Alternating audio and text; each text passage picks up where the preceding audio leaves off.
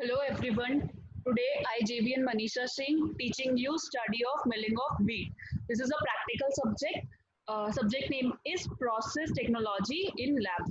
Okay, process technology lab. Then our topic is our first practical is study of milling of wheat. Then what is wheat? Wheat, any of several species of cereal grasses of genus Triticum, family is Poaceae, and their edible grains. Wheat is one of the oldest and most important cereal grains as crop, as it is a staple food of North India. Of the thousands of varieties known, the most important are common wheat. Common wheat is Triticum aestivum, used to make bread, durum wheat, Triticum durum, used in making pasta because it is a hard wheat, such as spaghetti and macaroni, and club wheat. Club wheat is a softer wheat, soft wheat used for cake, crackers, cookies, pastries, and flours. Additionally, some wheat is used by industry for the production of starch, malt, dextrose, gluten, alcohol, and other products.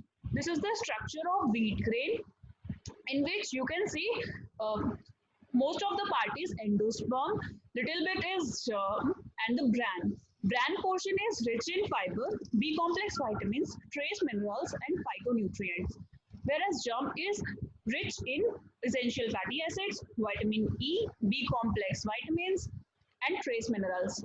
Whereas endosperm is a huge source of complex carbohydrate, B complex vitamins, and proteins. Then this is the nutritional composition of wheat. The nutritional composition of wheat grain varies somewhat with the differences in the climate and the soil. As the soil is rich in nitrogen, then our wheat grain is also rich in protein also. Okay, then on an average the kernel contains 12% water, 70% carbs, 12% protein, 2% fat, 1.8% minerals, and 2.2% crude fibers. Thiamine, riboflavin, niacin, and small amount of vitamin A. Thiamine and riboflavin and niacin is a vitamin B complex are present, but the milling process removes most of these nutrients because they are present in the bran and the germ. Then most wheat used for food requires processing. Okay, we can't eat the whole grain of the wheat because we this is not our eating habit. The grain is cleaned and then conditioned by the addition of water so that the kernel breaks up properly. Okay, in the milling, the grain is cracked and then passed through the series of rollers. The smaller particles are sifted out and the coarser flours passed to other rollers for a further reduction. About 72% of the milled grain is recovered as white flour.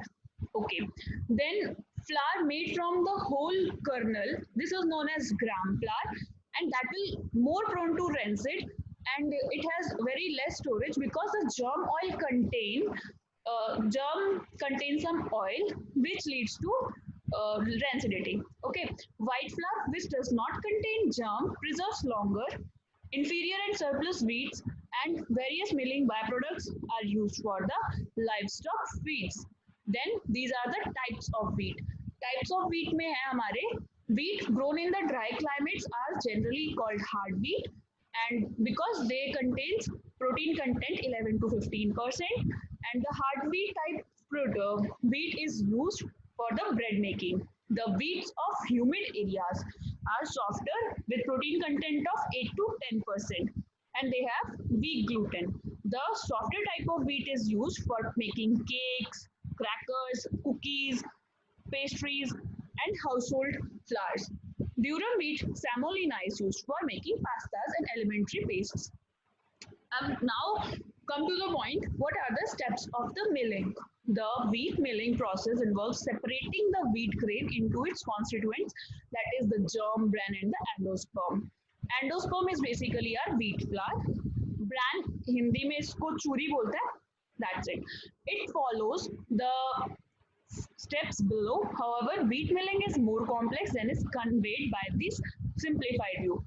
Prepared the wheat, then wheat is weighed, inspected, then graded. The grain is separated by size, shape, and then weighed. This is the flow chart of milling stages.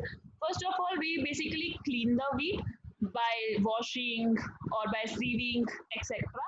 Then conditioned. Conditioned is done to make sure the moisture content of the wheat is in appropriate range. That is to increase the water content of the wheat grain. Okay, then gristing is basically blending of the wheat grains. Then there is a break rolls which will break or open the kernel. Then it is passed through the sieves. Then there is a reduction rolls. Reduction rolls is used to reduce the size of the wheat kernel or the wheat grain. Then wheat germ, wheat flour or wheat bran is separated. Wheat flour is nothing but it is a wheat endosperm. Okay, white flour and wheat germ and bran. Okay, guys. Then cleaning of wheat kernel. The wheat is cleaned to remove impurities such as sticks, stones, and other coarse and fine materials. The whole pure wheat is then passed for further processing into the conditioning beans. Okay. Then tempering and conditioning. Second step is tempering and conditioning. At this stage in the wheat milling process, soaking of the wheat in water takes place for easy removal of the bran. Okay. Then conditioning is done before the milling to ensure the moisture content is uniform throughout the grain, and moisture helps to prevent the bran from breakage during the milling. Otherwise, it will contaminate the endosperm as well. Then gristing. Gristing is basically blending of conditioned and clean wheat. At this stage, different wheat batches are mixed to create the required specific kind and quality of flour. Then the separating. The grist goes through a series of rolls rotated at various speed levels. Okay, the rolls only split the wheat grain open to separate the inner white portion from the bran. This separating is done by the brake rollers. Okay, then milling. The wheat is ground by a machine that crush it into the pieces. It is then put through the shifters from which the meal obtained starts out coarse. With repeated grinding and shifting, the meal becomes fine flour and wheat germ and wheat bran. These can be sold separately, used to produce different flours, or used together to produce wholemeal flour. Then blending. After milling, there is a step blending. Here, the constituents are mixed together to produce different types of flour. For instance, a blend of wheat bran and a white flour produce a whole wheat flour. Then there are many types of wheat flour. White flour is first is white flour. White flour is produced for early rolls. From early rolls, the flour gets less white or later rolls with the increased amount of bran particles. White flour is simply a maida or refined flour. Then brown flour. Brown flour is a mixture of the streams and the white flour. This is our common atta. Then wholemeal flour is produced when all the other streams are mixed back in the original quantities. The leftover wheat feed and the brans are sometimes used in the animal feed and the breakfast cereals. Thank you.